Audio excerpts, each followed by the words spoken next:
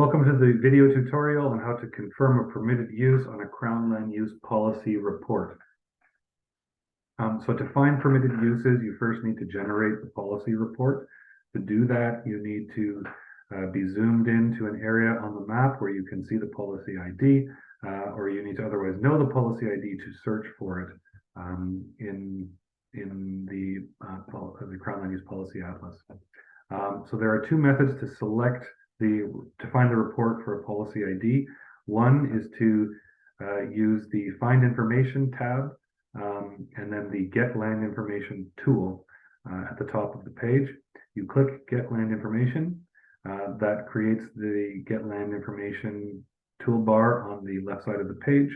There's an icon with a circle icon. Click on that. It prompts you to select a point on the map to get land use information. So if I'd like to get land use information about this area, I can just click anywhere in that color-coded area, and it generates the primary land use details, the policy ID, the name. You scroll down, there's a report that can be generated in English or French.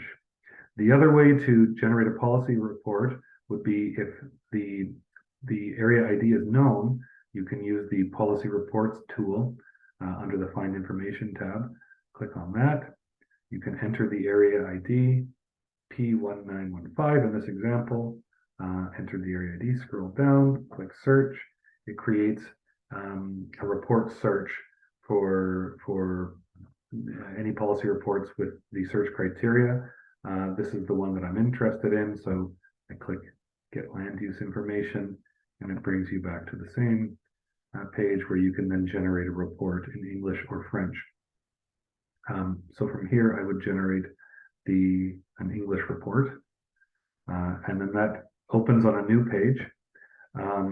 Understanding the report, at the beginning of the report, there's background information about the area. There's a description of the area, the intent of the policy and land use, the management direction, and then any additional information. So in this case, this report is for the area name Algonquin Provincial Park, and the land use information can be found in the management direction, where it's saying that the permitted uses associated with provincial parks are found in approved management direction, which are available on the Ontario Parks website.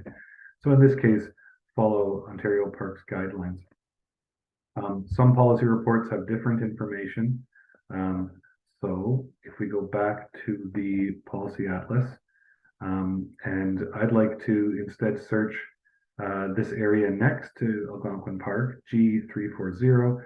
It's the G tells me it's a general use area. So I'll get land information for that area, G340. Policy ID G340. It's a general use area in the district of Bancroft. So if I generate that report, again, I confirm this is the area ID G340, general use area. There are some additional policies that can be expanded on this area. The description, it includes most of the Bancroft area, the intent, and then there's the management direction. There's a table that lists the activities, the permission status, and then any additional guidelines. So then the management direction table is further divided into commercial activities, resource management activities, and then recreational activities. So if we scroll into this table, we can see that in this area, Crown Land recreation is permitted. Hunting is permitted with these additional guidelines. And so hunting is permitted with, as long as it's in accordance with Fish and Wildlife Conservation Act and other guidelines for the area. Road use is permitted. There's public existing road use. Sport fishing, yes, is permitted with the additional guideline that it's in accordance with the Ontario fishing regulations, of course. And so most policy reports have this general format. So if you're able to find the location in the map, generate the policy report, scroll down to the management direction whether it's written in a paragraph or if there's one of these tables that lists the activities, permissions, and guidelines, you can determine what is permitted in an area of interest.